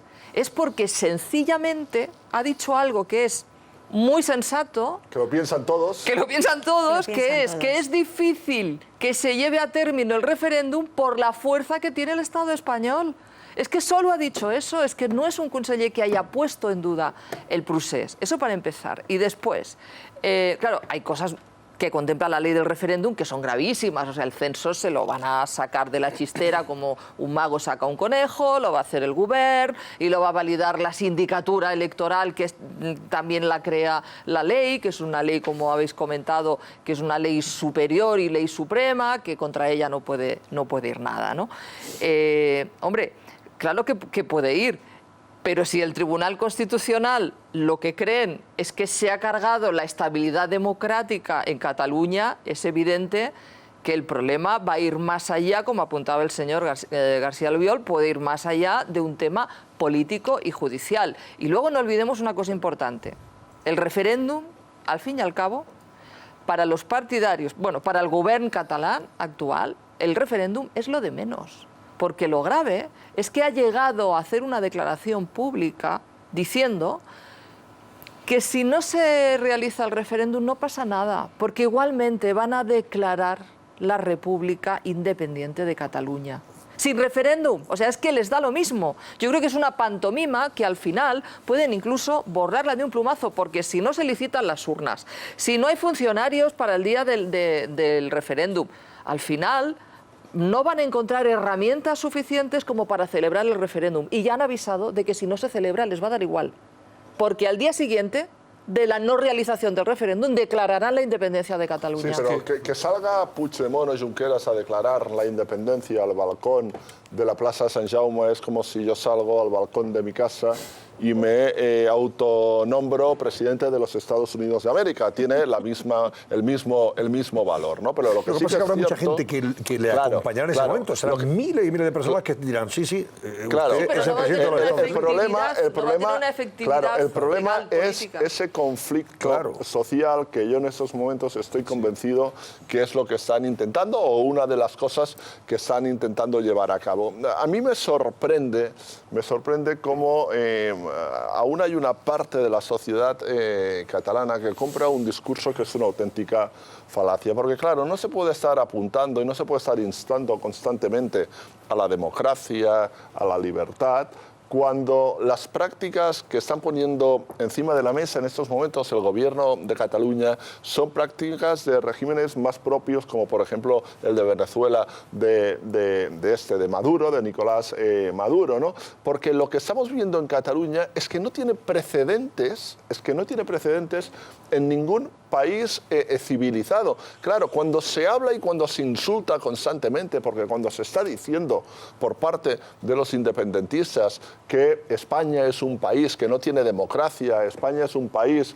de formas totalitarias, se está insultando a todos los catalanes que nos sentimos españoles, pero también se está insultando al resto de españoles, ¿no? Decir eso cuando la totalidad de las constituciones de los países más próximos a nosotros y países pues, que nos llevan a la delantera desde un punto de vista económico, como puede ser Alemania, por ejemplo, o Francia, son constituciones totalmente asimilables en el aspecto de garantizar la soberanía nacional y no permitir la fragmentación de su territorio, son totalmente asimilables a la Constitución española, ¿no? Por tanto, es una gran falacia y una gran mentira. Porque no hay nada más totalitario que precisamente lo que han hecho, el cese fulminante del señor Baiget, que parece un delito de opinión casi. ¿Qué habrá dicho este hombre? Por opinar que esto pues, se puede dar la posibilidad de que no se produzca, nos lo cargamos. Es que ha dicho una cosa muy grave, es que ha dicho que el rey está desnudo. Claro, efectivamente. Entonces, que el rey está desnudo. Entonces esto es un auténtico paripé. Pero decía Maripau que si es más de lo mismo. No es más de lo mismo, es peor de lo mismo. Sí, no, yo decía que no leemos hoy leyendo el texto de la ley del referéndum por la autodeterminación, es decir, en el momento que se aprobara esa ley, en los términos que está redactado, significaría de facto la proclamación de la independencia de Cataluña, porque se erige en norma suprema por encima de la Constitución y por encima de cualquier norma, lo cual es un disparate absoluto, solamente que es comprensible. Yo no sé si eso en determinadas legislaciones, estoy pensando por ejemplo en Etiopía, que es el único país junto a otro, que no recuerdo su nombre, el único que reconoce el derecho de la autodeterminación. Es decir, están en una auténtica falacia. Dicen, bueno, es que el derecho de la autodeterminación es un derecho fundamental que reconoce la Declaración de las Naciones Unidas. Eso es absolutamente falso. No es verdad, eso es falso, esos son países colonizados. No es el caso de Cataluña, que es una democracia como el conjunto de España. Es decir, lo que pasa es que todas estas palabras, tiene sus consecuencias. Y a mí lo que me preocupa de lo que puede ocurrir en Cataluña es que eso derive en un conflicto. Porque claro, a la gente se la está llevando a un callejón sin salida, porque eso no tiene salida de ningún tipo. Porque lógicamente el gobierno tiene que aplicar la ley, y la ley es aplicar la Constitución, y es un referéndum unilateral que no está contemplado en la Constitución, no se puede celebrar, y lo saben ellos. Por tanto, lo grave del consejero es que les dice que el rey está desnudo, que vamos hacia otro paripé, otro referéndum como otra consulta como la que se celebró hace un par de años, ¿no? Es exactamente lo mismo, y ese es el problema, ese es el grave problema en el que estamos. Bueno, pero hace un par de años se celebró una consulta. Un momentito, Jaime, un momentito. A ver, Benalles, que ha hablado poquito y quiero que también hable, que por eso está aquí. Hoy estoy muy calladito. Yo en esto siempre ataco con lo mismo, y es una cosa que me parece inaudita. Yo se la quiero preguntar a Xavier. Les estamos pagando a través del Fondo de Liquidez Autonómica una barbaridad de millones que ya van por 66.000 en los últimos 5 años. Y yo, cuando hablas de gradualidad, de que la respuesta será gradual, entiendo, quiero entender que hay que evitar determinadas imágenes como la de intervenir la autonomía, etcétera. Pero cuando hay tanto dinero de por medio, cuando hay tanta gente que te está comprando un discurso que es absolutamente falso y erróneo, yo no entiendo cómo desde el gobierno no se toman en serio la posibilidad de alguna amenaza en plan, señores, les vamos a cortar el grifo, van a dejar ustedes de pagar a las farmacias. Si yo, que le estoy financiando, que estoy permitiendo que usted subsista porque tiene la peor nota de las comunidades autónomas entre las agencias de calificación, si yo le corto ese grifo, no sé si se lo plantean por un lado. Y por otro lado, una pregunta un poco más crítica.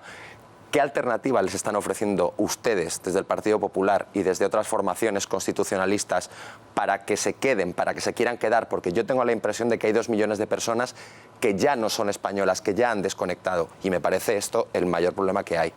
2 preguntas muy interesantes. La primera, yo no sé por qué se tiene que castigar a la farmacéutica de mi barrio por el hecho de tener un gobierno de la Generalitat que son unos auténticos irresponsables. Es cierto que el gobierno de España en los últimos años, en momentos de dificultades, ha hecho aportaciones extraordinarias al gobierno de la Generalitat, pero no los ha hecho para que la Generalitat pueda hacer de las suyas, sino que los ha hecho con un criterio finalista y destinado a pagar a aquellos proveedores, por tanto, aquellos trabajadores, pequeños y medianas empresas o autónomos que no cobraban de la Generalitat de Cataluña. Y el dinero que ha hecho llegar el Gobierno de España, el Ministerio de Hacienda, ha sido un dinero finalista que se ha entregado contra presentación de las facturas de esos proveedores. No se nos puede castigar a la población catalana sin recursos económicos, no se puede castigar a Cataluña cerrándole el grifo, porque al final los que acabaríamos pagando las consecuencias serían los ciudadanos de Cataluña. Pero es lo que les pasaría en una hipotética independencia. ¿Perdón? ¿Qué es lo que les pasaría en una hipotética independencia? Sí, pero lo que no podemos hacer es para castigar a los independentistas pegarle patadas al culo del farmacéutico. o del pequeño y mediano empresario. Es tremendamente injusto y nosotros no estamos por esta dirección, ni mucho menos. En relación a la segunda cuestión que me preguntaba, ¿qué está haciendo el Gobierno de España, el Partido Popular, para convencerlos? Para convencer al Gobierno de Cataluña y para convencer a los independentistas, bien poco.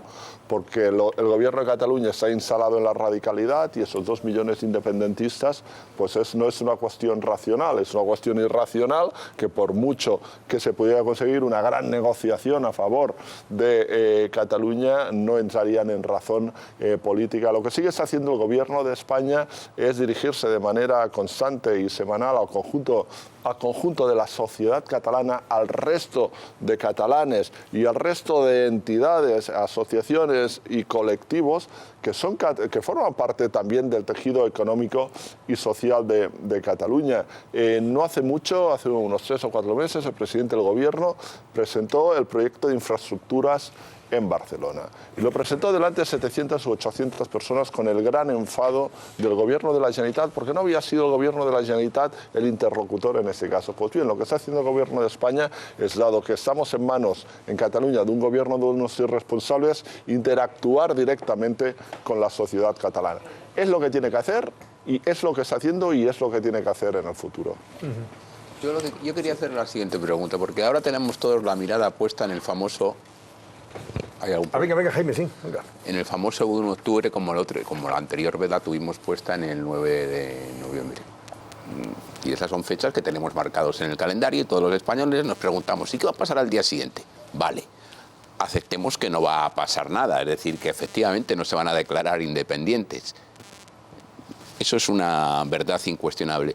Pero tal vez estamos fijándonos en esas fechas señaladas y no nos damos cuenta que en todo este tiempo, en Cataluña, hoy, ayer, antes de ayer, hace un mes, hace un año, la democracia es una democracia tan débil que me atrevería a decir que eso no es democracia.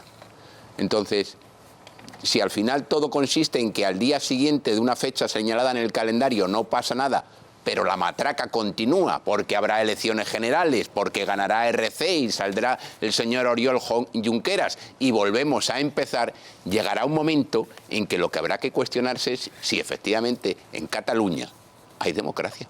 Pues bien, en Cataluña la democracia desde un punto de vista institucional está adulterada. Está adulterada. Y aquellos que no somos independentistas tenemos la desgracia de estar sufriendo las consecuencias de un gobierno totalitario. Y lo he dicho y lo mantengo a puro estilo que en estos momentos se está llevando a cabo en Venezuela con Nicolás, y no se puede hacer nada. Con Nicolás Maduro. Sí, lo que hemos de conseguir los constitucionalistas es primero dejar de lado nuestras diferencias e ir todos a una. Por este motivo yo anuncio que en las próximas horas voy a dirigir una carta tanto a Miquel Iceta como a Inés Arrimadas, como incluso a los de Iniciativa por Cataluña, porque considero que es urgente que tengamos una reunión para intentar ver si podemos llevar a cabo algún tipo de acción conjunta en aquellos aspectos que son la defensa del Estado de Derecho y de la libertad en Cataluña. Y la segunda cuestión depende de los políticos, pero también del conjunto de la sociedad catalana.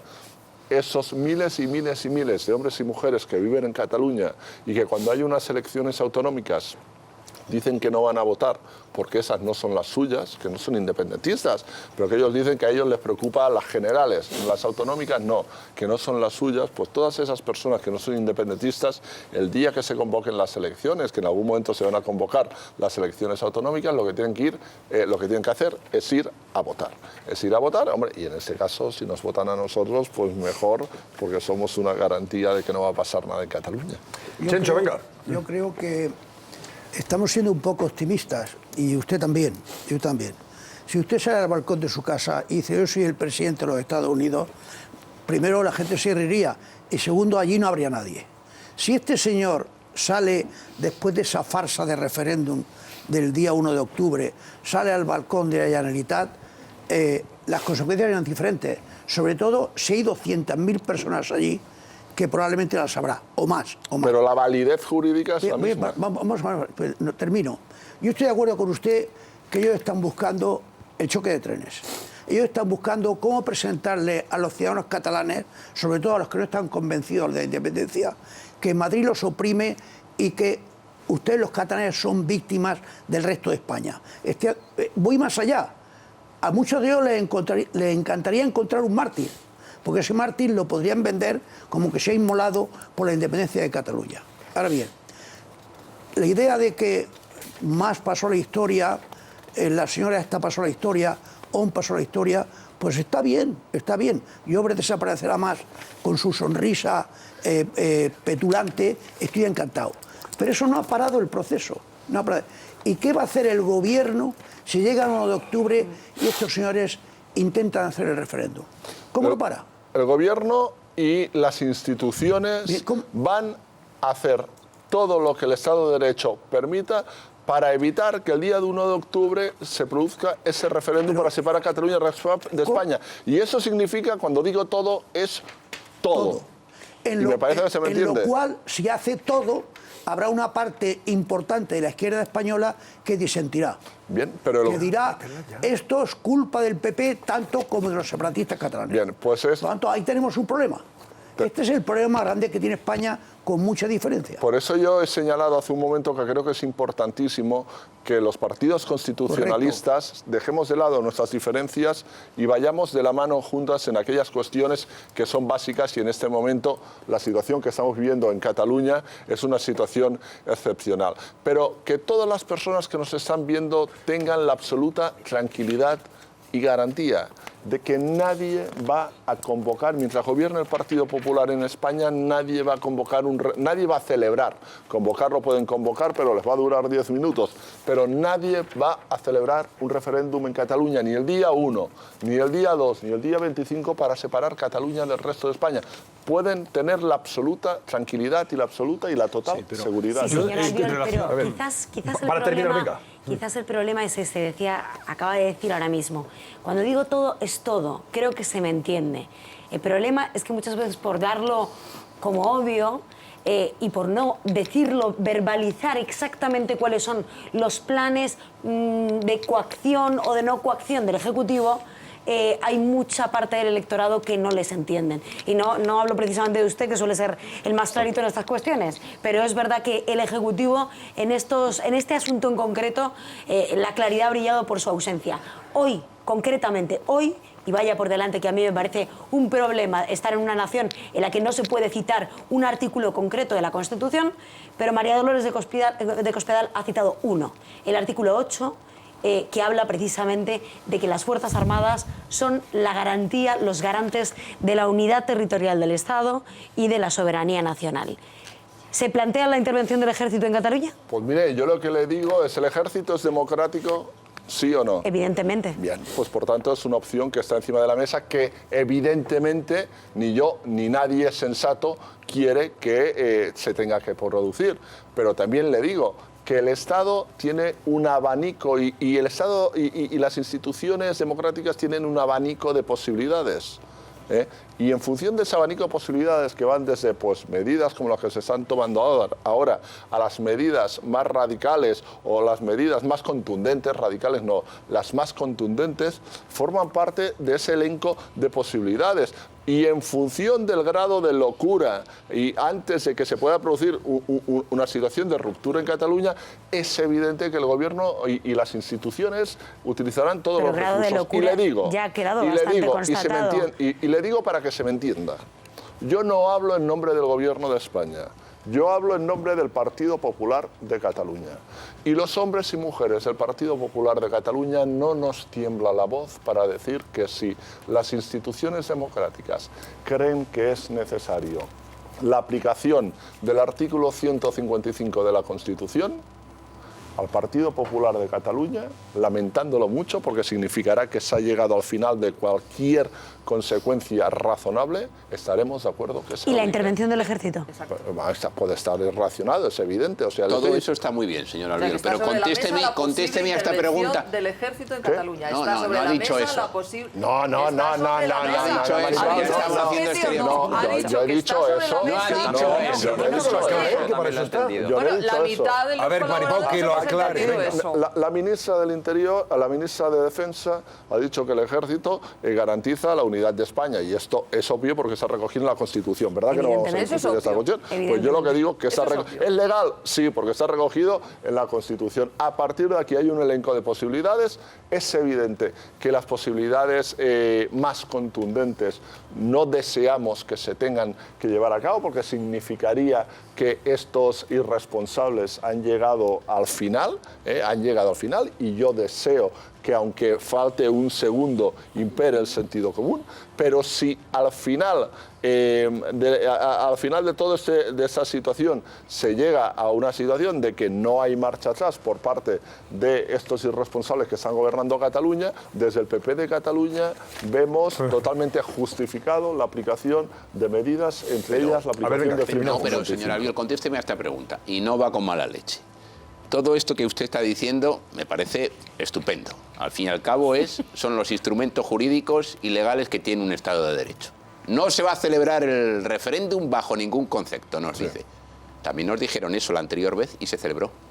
Vamos a ver, estamos hablando de dos situaciones totalmente distintas. Bueno, no tan distintas. Sí. Sobre todo porque el 9N no existía un precedente, no existían una serie de instrumentos que en este momento el Tribunal Constitucional sí que tiene para que sus sentencias sean ejecutivas, y sobre todo lo que vivimos el 9N fue una humillación a aquellos que nos sentimos catalanes y españoles, y se lo estoy diciendo, el 9N yo me sentí humillado, y como yo, millones y millones de catalanes. Pero aquella escenificación no sirvió absolutamente para nada. Bueno, sí que ha servido para que el expresidente de la Generalitat esté en estos momentos inhabilitado. En esos momentos el Estado de Derecho y las instituciones y el Tribunal Constitucional disponen de más recursos y disponen de más medios para garantizar que aquellas resoluciones que adopta se acaban cumpliendo. Y esto también las tenía, ¿eh? No las tenía. No me diga usted que el Estado español no tenía instrumentos a su alcance para impedir el referéndum del 9 de octubre. El Estado español, que es un ente indeterminado,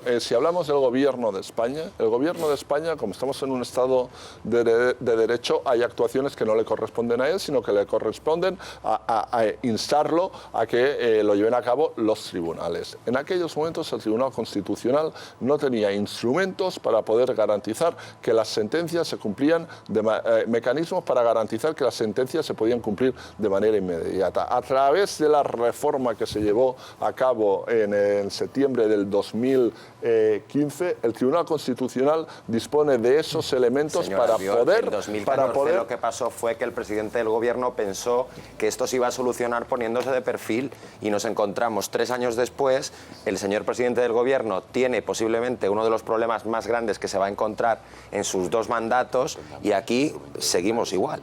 No seguimos igual. No seguimos igual porque hay un presidente... O sea, hay unos responsables políticos que organizaron ese referéndum que están inhabilitados. Pero... Y eso no es poca cosa. Pero es que la gente votó. ¿Cómo nos creemos ahora que no van a votar? Si es que votaron en urnas. El señor Artur Mas... Es que es verdad, es que están inhabilitados. Oms, Ortega, Mas y alguna más, ¿no? Sí. Artur Mas, si se quiere presentar unas elecciones autonómicas dentro de 3 meses, no lo va a poder hacer por las consecuencias. Por tanto, hombre, sí que es cierto que aquellos que amamos y queremos nuestro país, pues cuando ves según qué cosas, si te dejaras llevar por el corazón, pues reaccionarías en caliente de determinada manera. Pero los que tenemos responsabilidades hemos de actuar con el corazón, pero sobre todo con la cabeza y de acuerdo al Estado de Derecho. Está muy bien haber escarmentado la experiencia anterior,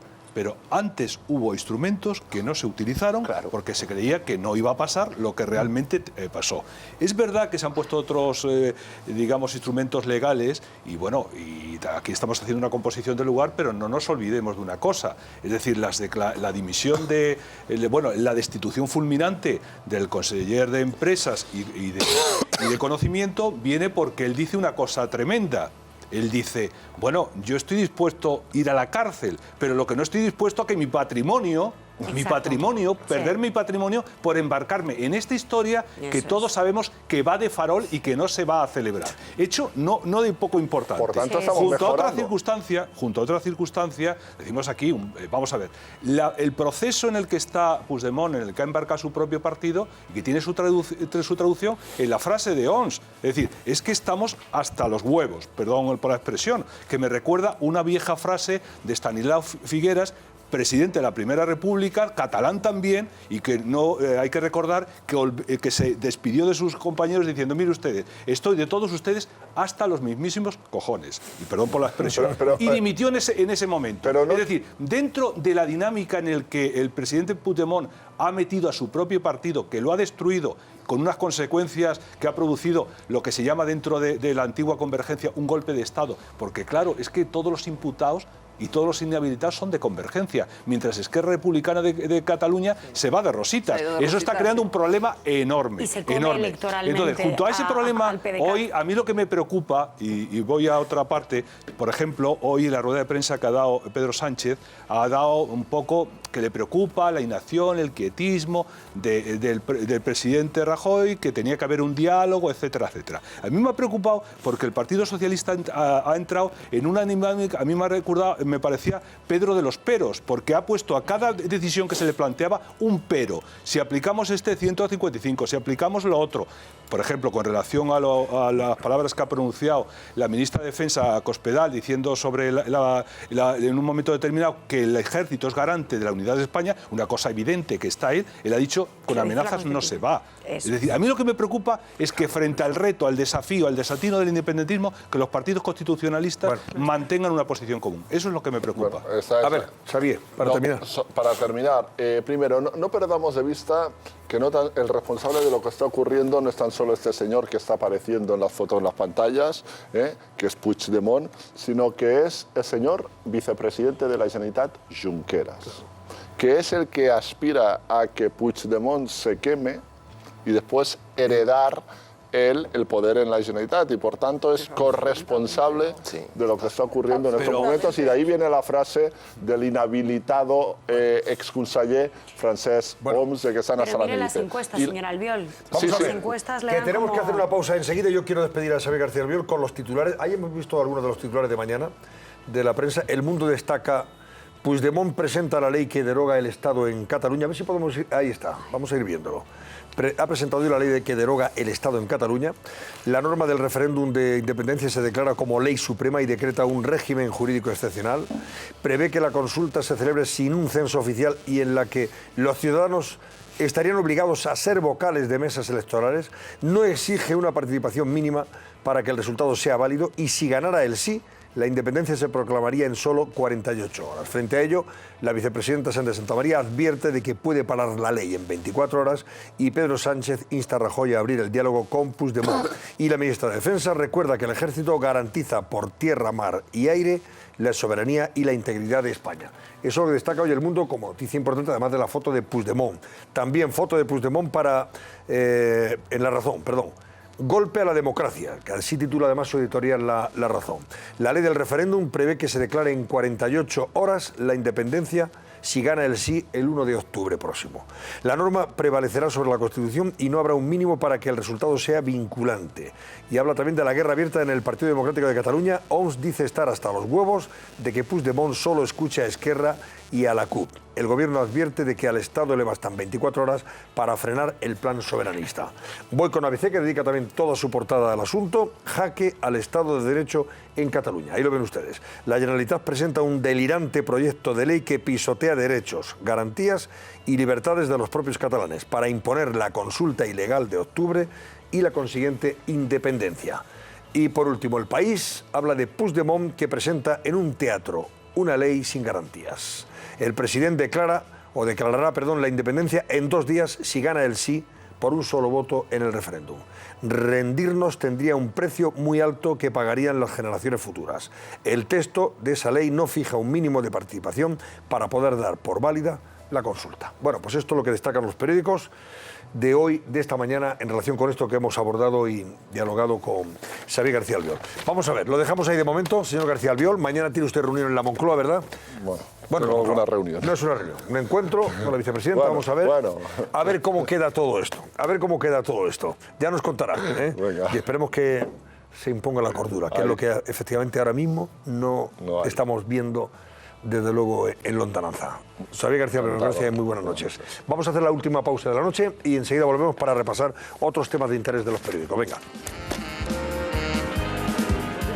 Qué tarde es, Susana Ollero, qué tarde. A ver, ¿cómo está el barómetro? Que nos vamos a marchar en 10 minutos. Muy poquito de programa, pero nosotros seguimos con el barómetro y tenemos muchísimas llamadas de ustedes, de los espectadores, que nos están respondiendo a la pregunta que les hemos propuesto hoy, es si el primer problema de España es el separatismo de Cataluña. Bueno, pues el 80% nos están contestando que sí, efectivamente, para ellos es el primer problema de España, y el 20% opina lo contrario. Pueden seguir llamando porque seguiremos recogiendo sus llamadas a esos teléfonos, al 905-855-001 si piensa que sí, y si piensa lo contrario, terminado en 002.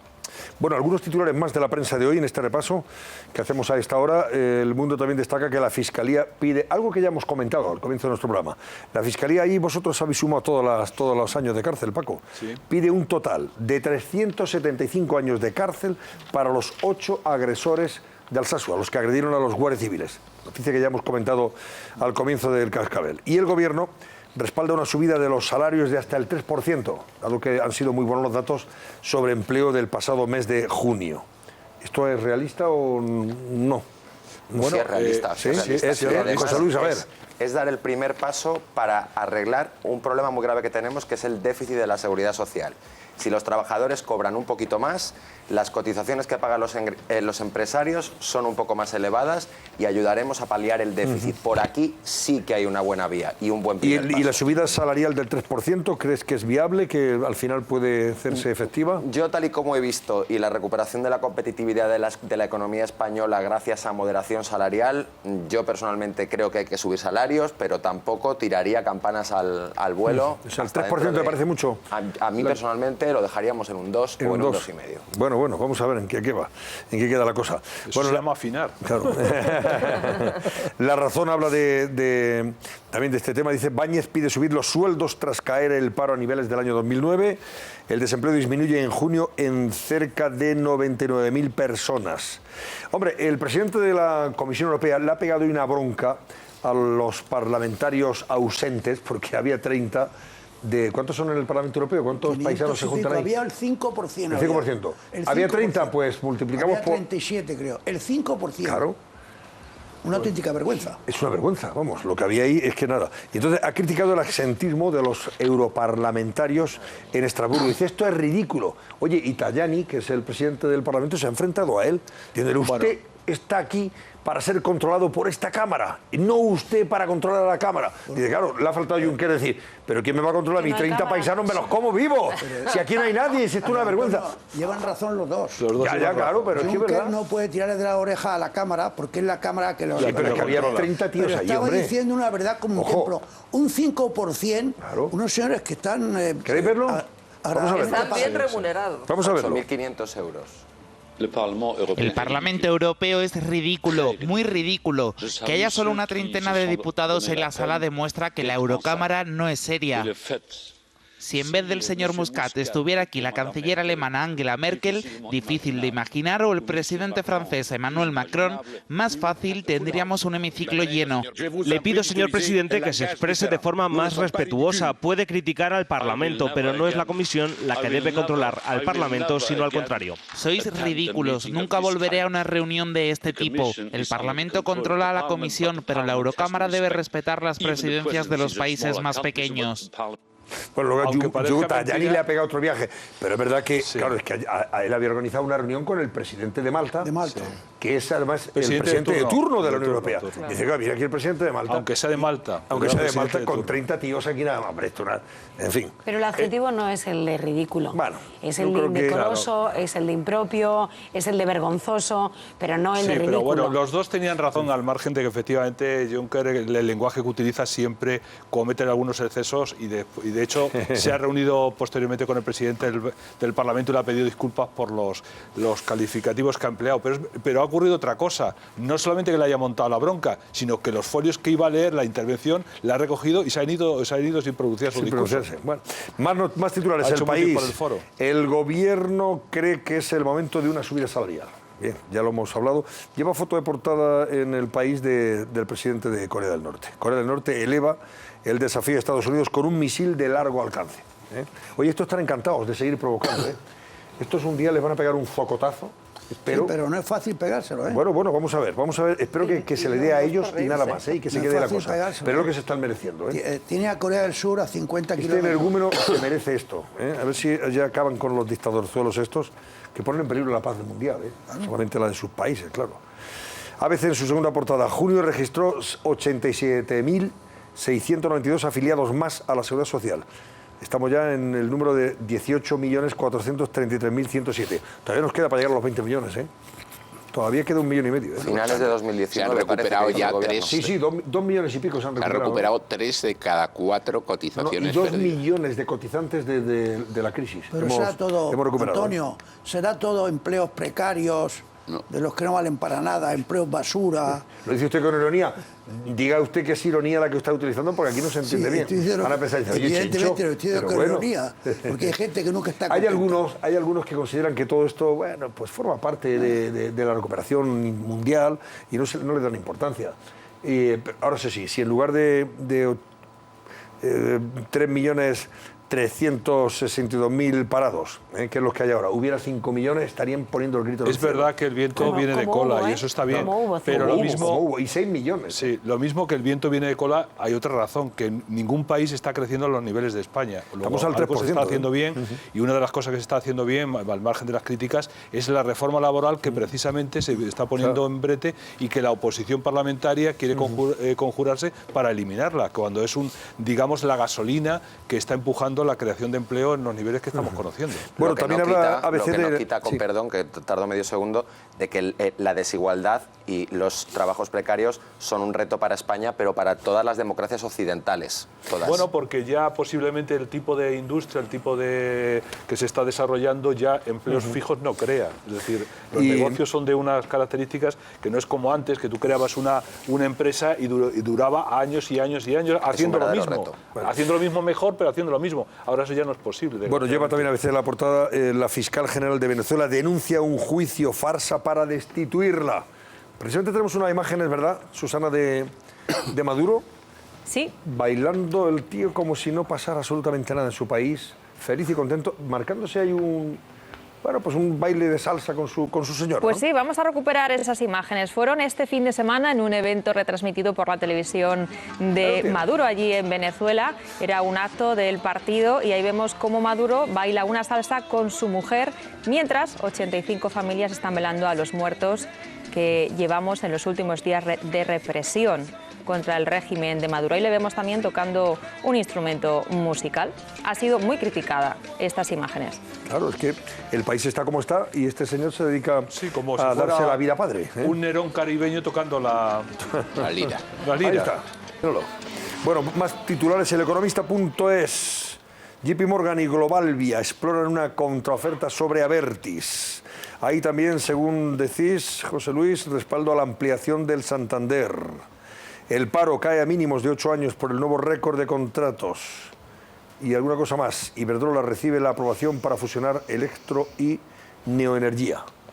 Y Solux también sacamos. Sí, Solux trata de garantizar empleos tras pedir el concurso de acreedores. Voy con 5 días. Santander asume el riesgo de tener que indemnizar por el Banco Popular. El banco admite la eventualidad de abonar compensaciones a accionistas y bonistas. El mercado aplaude el fuerte descuento de la operación que arranca mañana. Ampliaciones, 22.000 millones en 10 años, un tercio de todas las de España. Y oficinas, dice, así encajan las redes de ambas entidades. Bueno, hace un reportaje sobre cómo queda el Banco Santander después de esa ampliación con el Popular. Y expansión, Santander gana el respaldo de la bolsa a su ampliación. Mañana empiezan a cotizar los derechos de suscripción de las nuevas acciones. Ya habla del cisma en la cúpula directiva de FCC. No sé. Me he despistado. Te he despistado. Bueno, pues hay cisma en la cúpula directiva de FDP. Nada, habrá que leer mañana Expansión. Y hasta Puigdemont, que apela a la ONU para su referéndum ilegal. Ya falta nada más que apelar a la ONU. Bueno, señores, pues esto es lo más interesante de la prensa de hoy. Vamos a ver cómo ha cerrado el barómetro. Venga, vamos que nos con este marchamos. barómetro. Nosotros les preguntábamos, recordemos la pregunta, si el primer problema de España es ese desafío separatista catalán, pues nuestros espectadores con una amplia mayoría han respondido que sí, en un 82% frente a un 18% que opina que no es el primer problema. Y en Detrás de la Verdad, Patricia Betancor, ¿qué ha preparado hoy el equipo? Buenas noches, adelante. Buenas noches, Antonio. Reconozco haber matado a mis 2 hijas con una radial. Esta es la escalofriante confesión del parricida de Moraña durante la primera sesión del juicio celebrada hoy. El relato de los hechos ha sido estremecedor. David Oubel ha confirmado que era plenamente consciente de lo que hacía. Y el loco del chándal, detenido ayer por la Guardia Civil, ha entrado esta misma tarde en prisión. El juez ha decidido enviarle a la cárcel tras intentar matar a 2 mujeres incendiando su casa. Esta noche hablamos con el hermano de estas 2 mujeres. Asegura que están muertas de miedo. Pues estos son solo algunos de los temas que vamos a tratar esta noche. Ya saben que hay muchas formas de contar las cosas y la nuestra, como siempre, estar detrás de la verdad. Enseguida volvemos, Antonio. Pues ya mismo damos paso, nos vamos nosotros. Adiós, Jaime González, adiós, Ketty Garat, adiós, Chencho Arias. Tomen ustedes las portadas. Creo que tienen mucho interés en leer tranquilamente esta noche lo que dice. Adiós. Muy buenas noches, Antonio. Maripó Domínguez y José Luis Benayas. Y a ustedes hasta mañana. Que pasen buena noche.